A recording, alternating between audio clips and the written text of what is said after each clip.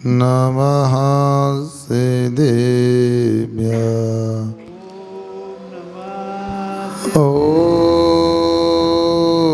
नमः सिद्धेभ्यः। ॐ नमः सिद्धेभ्यः। पंच परमेश्वरी भगवंतों की, मूल नायक श्री ऋषभनाथ भगवान की, आचार्य गुरुवर श्री विद्यासागर जी महाराज की।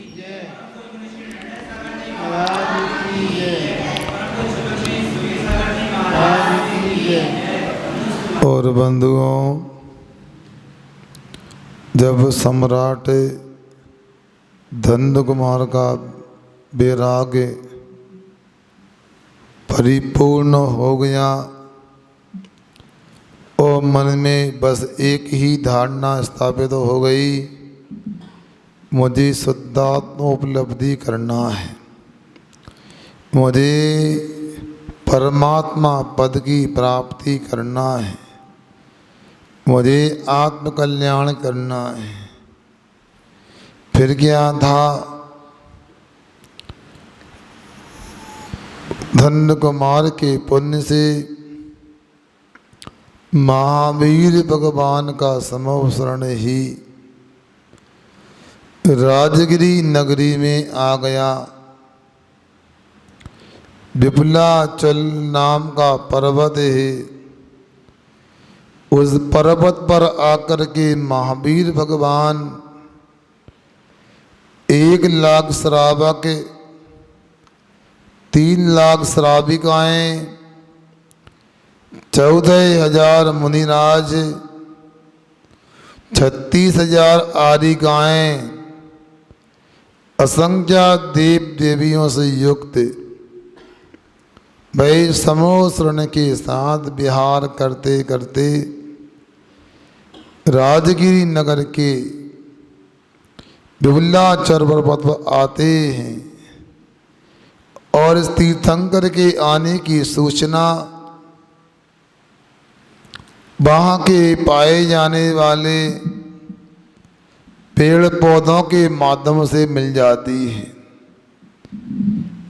आप लोगों को ये जानकारी होना चाहिए, एक वर्ष में 12 महीने होते हैं और 12 महीने में 6 ऋतुएं होती हैं। कितनी ऋतुएं? 6 ऋतु होती हैं। बसंत ऋतु, क्या ग्रीष्म ऋतु, वर्षा ऋतु, शरद ऋतु, हेमंत ऋतु, शीत ऋतु। और 6 ऋतुओं में अलग अलग पेड़ों में, अलग अलग वृक्षों में अलग अलग तरह के पुष्प होते हैं। पुष्प के साथ फल भी लगते हैं। और तीर्थंकर भगवान विहार करते हुए समोसरण आते हैं और माली उनको देखकर बड़ा प्रफुल्लित होता है। तीर्थंकर को देख करके नहीं, अभी तीर्थंकर का विहार चल रहा है, किंतु जैसे ही तीर्थंकर आते हैं तो बगीचे के माली को अजूबा दिखाई देता है कि 6 ऋतुओं के फल एक ऋतु में आना हमेशा संभव नहीं होता है। भाई तो तीर्थंकर आने का संकेत है। माली अपने बाग बगीचे से सभी प्रकार के पुष्पों को, फलों को वह लेकर के वह राजा के पास पहुंच जाता है। यद्यपि पुष्प पहले आते हैं, फल बाद में लगते हैं। फलों का कारण पुष्प होता है, श्री पुष्प में ऐसा बोल दिया जाता है फल फूल, फूल होंगे तो फल कहाँ से, और फल होंगे तो फूल निकल चुके होंगे। क्यों छिल्लक जी, फूल पहले लगते हैं और फल बाद में आते। और जैसे ही 6 ऋतुओं के पुष्पों को लेकर पहुँचता है और राजा समझता है कि जरूर आज हमारा 700 पुण्य कर्म का उदय आने वाला है। हम लोगों ने अतीत में, भूतकाल में, पूर्व पर्यायों में जरूर हमने वीतराग धर्म की आराधना की होगी, हमने सच्चे देव शास्त्रों की सेवा की होगी, अभिषेक पूजन किया होगा। वह पुण्य आज हमारे उदय में आ रहा है। सिंहासन से खड़े होकर के 7 कदम आगे बढ़ के तत्काल नमस्कार करता है प्रभु के लिए। हे स्वामी नमोस्तु, हे स्वामी नमोस्तु, हे स्वामी नमोस्तु। और बंधुओं, अपने गले में रत्नों का हार होता है, वह सैनिक राजा उतार कर माली को दे देता है। और पूरे नगर में वह भेरी फिरबाजी जाती है, सूचना दे दी जाती है कि तीर्थंकर का आगमन हुआ है। तीर्थंकर भगवान की पूजन अर्चना करने को सबको, नगर के संपूर्ण नार नारियों को, श्रावक श्राविकाओं को कहाँ चलना है, समूह शरण में चलता है। यही तो विशेषता है। भगवान को केवल ज्ञान की प्राप्ति होती है, इंद्र का आसन कंपान हो जाता है, भुवनवासियों के शंखनाद होने लगता है, बेंतरों में पटे की ध्वनि आने लगती है, ज्योतिषियों में सिंहात होने लगता है। इस प्रकार अनेक प्रकार के संकेत होते हैं। वैमानिक देवों में घंटा नाद हो जाता है। और बंधुओं, देवलोग भी ऐसे संकेत मिलने से, अवधि ज्ञान से पता लगाते हैं तीर्थंकर का समूह शरण लगने वाला है। भगवान को तीर्थंकर केवल ज्ञान होता है। इंद्र कुबेर को आज्ञा देता है, अंतर्मूर्त में सुंदर समूह शरण की रचना हो जाती है। ऋषभदेव प्रथम तीर्थंकर थे, उनका 12 योजन का समूह शरण था। अजितनाथ आदि का समूह शरण आधा आधा योजन घटता गया। अंतिम तीर्थंकर महावीर स्वामी का समूह शरण मात्र 1 योजन में लगा हुआ है। समूह शरण के बाहर सर्वप्रथम धोली साल नाम का एक कोट आता है, जिसको आप लोग परिधि कह सकते हैं। क्या होता है? जो दीवार होती, बाउंड्री वाल, वो परिधि हो गई। उसके अंदर सर्वप्रथम चेत प्रसाद नाम की प्रथम भूमि आती है। और इस भूमि में 5 प्रसाद होते हैं। फिर एक जिन भवन होता है, फिर 5 प्रसाद होते हैं, एक जिन भवन होता है, सुंदर वन बगीचे होते हैं, बापिकाएँ बावड़ियाँ होती हैं, कुएं होते हैं, रत्नों से बनी हुई नाट्यशालाएँ होती हैं। और नाट्यशालाओं में 32 रंग भूमियाँ होती हैं। और उनमें एक रंगभूमि में 32 भंवरवासी कन्याएं, अप्सराएं नृत्य करती रहती हैं। बीच में मानस्तंभ बना होते हैं। उन मान स्तंभों के चारों तरफ तालाब होते हैं और तालाब के पास में पैर धोने के लिए दो दो कुंड हुआ करते हैं। इसके माध्यम से जो समोसरण में जाने वाले भव्य जीव हैं वो अपने पैरों को धो करके आगे की यात्रा करते हैं। ये चेत प्रसाद नाम की भूमि की बात आपके सामने रखी है। हमको भी सोचना चाहिए ये जिन मंदिर भी समोसरण का प्रतीक है, यहाँ पर भी कभी बिना पैर धोए मंदिर में प्रवेश नहीं होना चाहिए। ये बड़ी विचित्र बात है। हम लोग कभी कभी पैर धोना उचित नहीं मानते। समोसरण में भी पैर धो करके मंदिर में प्रवेश किया जाता है और पैर धोने के बाद बाकी अकृत्रिम जिन बिंबों की वंदना करने के बाद, मान स्तंभ की वंदना करने के बाद आगे चल कर के दूसरे क्रम में खातिका नाम की भूमिका आती है।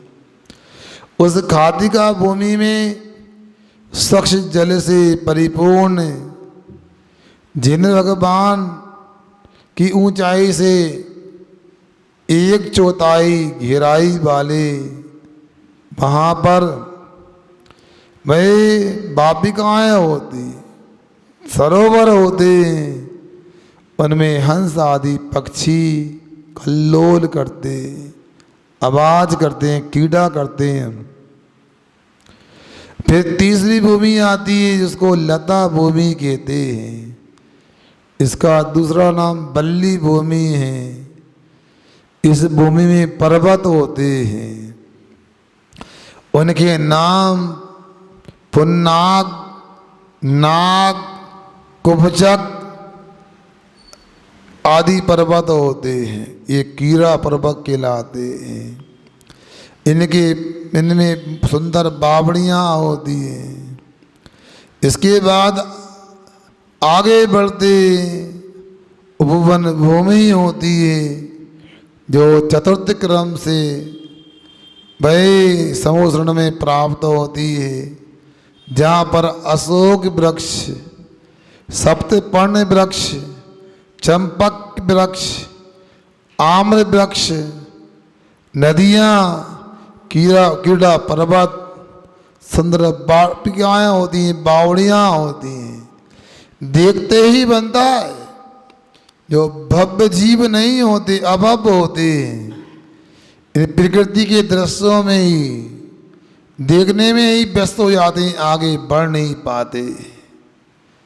जैसे यहाँ पर कोई घर से निकलता है या तो घर में ही रम जाता है अथवा घर से निकल रास्ते में किसी काम में लग जाता है। भगवान के मंदिर, गुरु की वाणी तक पहुँच ही नहीं पाते। और बापिकाएँ होती हैं, ये तो हैं, उन बापिकाओं में बड़ा अतिशय होता है। जो भव्य जीव उन बापिकाओं में नीचे देखता है तो देखने वाले भव्य जीव के 15 भव दिखाई देते हैं। भूतकाल के 7 भव, वर्तमान काल का 1 भव और भविष्य काल के 7 भव दिखाई देते हैं। ऐसे 15 भव उपवन नाम की चौथी भूमि की बापिकाओं में वैसे ही दिग्दर्शित होते हैं जैसे आप लोग श्रृंगार गृह में दर्पण में देखते तो अपना वर्तमान चेहरा दिखाई देता है। और बंधुओं, तीर्थंकर भगवान जो होते हैं उनकी ऊंचाई से 12 गुणे वहाँ एक एक क्षेत्र वृक्ष होते हैं और एक एक क्षेत्र वृक्ष में चारों दिशाओं में 4-4 आकृतियाँ प्रतिमाएँ होती हैं। एक एक मान स्तंभ भी होता है। ऐसा आचार्य कहते हैं सुंदर उपवन भूमि का दृश्य होता है। पांचवा समोसरण में जो स्थान होता है उसे ध्वज भूमि बोलते हैं। कौन सी? ध्वज भूमि होती है, जहाँ पर 10 प्रकार की ध्वजाएं दिखाई देती हैं। उन ध्वजाओं में सिंह, हाथी, बैल आदि सुंदर चिन्ह बने होते हैं और ये ध्वजाएं 10 प्रकार की चारों तरफ दिखाई देती हैं और एक एक दिशा, एक एक प्रकार की महाध्वजा 108 होती हैं और लघु ध्वजाएं भी उनके साथ दिखाई देती हैं। क्षुद्र ध्वजाएं उनकी संख्या आचरित हैं 4,70,880 संख्या होती है। ऐसा सुंदर पांचवी ध्वज भूमि का समोसरण में दृश्य दिखाई देता है। ये सब भगवान के पुण्य का प्रताप है और हम लोगों की परीक्षा भी है, क्योंकि भव्य जीव ही अंतिम भूमि तक पहुंच पाते हैं, बाकी तो इनमें ही राग रंग में व्यस्त हो जाते हैं और भव्य जीव इनको देख करके अपने मान को भी भाई द्रवित कर लेते, पिघला देते हैं, मान को समाप्त करते हैं। छठवीं कल्प भूमि आती है, उस भूमि में 10 प्रकार के कल्प वृक्ष चारों दिशाओं में पाए जाते हैं और वहाँ पर चारों दिशाओं में नमेरु, मंदार, पारिजात, संतानक आदि 4 सिद्धार्थ वृक्ष होते हैं और इन वृक्षों के मूल में 4 सिद्ध प्रतिमाएं होती हैं, जिनकी वंदना मात्र से भयंकर भय का निवारण हुआ करता है और एक एक वृक्ष के आश्रय में 4 मानस्तंभ होते हैं। समोसरण का दृश्य अभी तो और देखना बाकी है। ये तो समोसरण का रास्ता ही तय किया जा रहा है।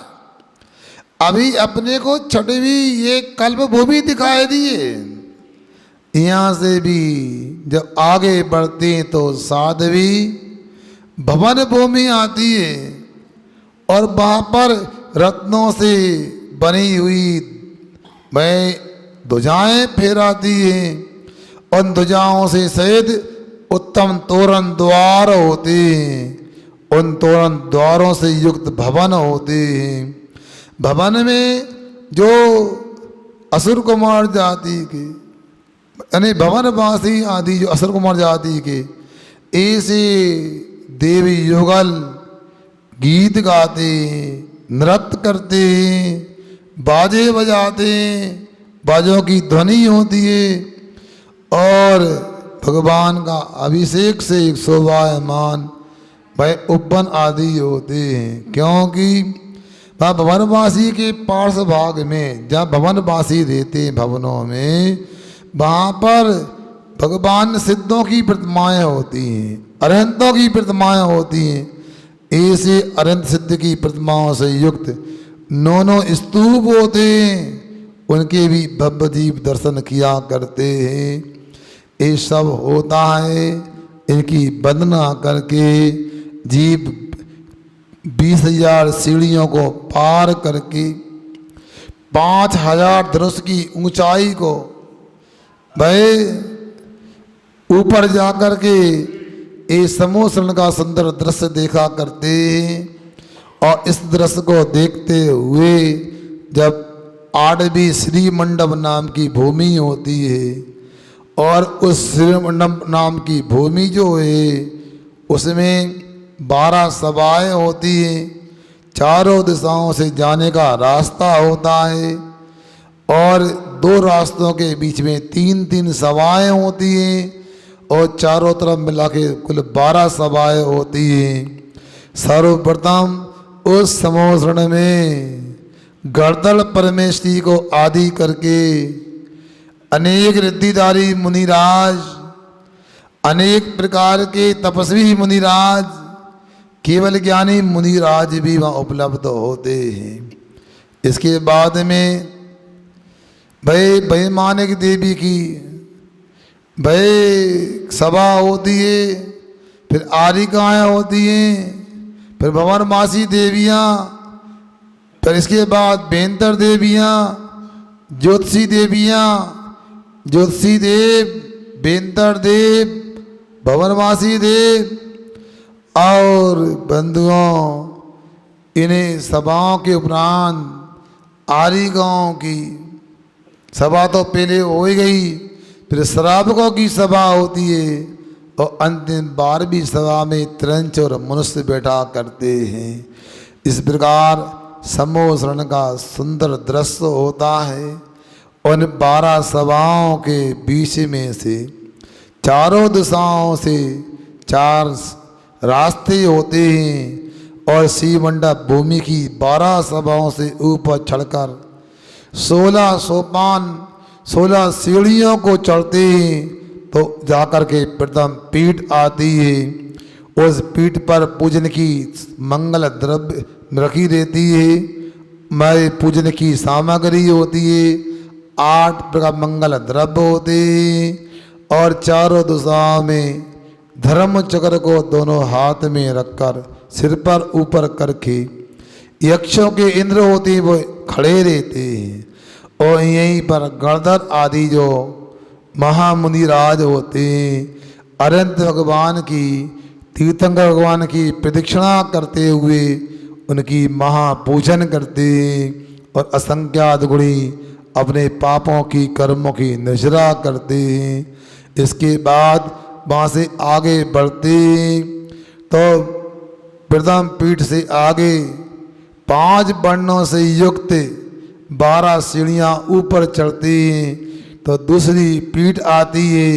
वहाँ पर मणिमय स्तंभ पर अनेक लटकती हुई सिंह, बेल, हाथी, कमल आदि चिन्हों से सहित ध्वजाएँ होती हैं, फेराती रहती हैं। बड़ा सुंदर दृश्य दिखाई देता है।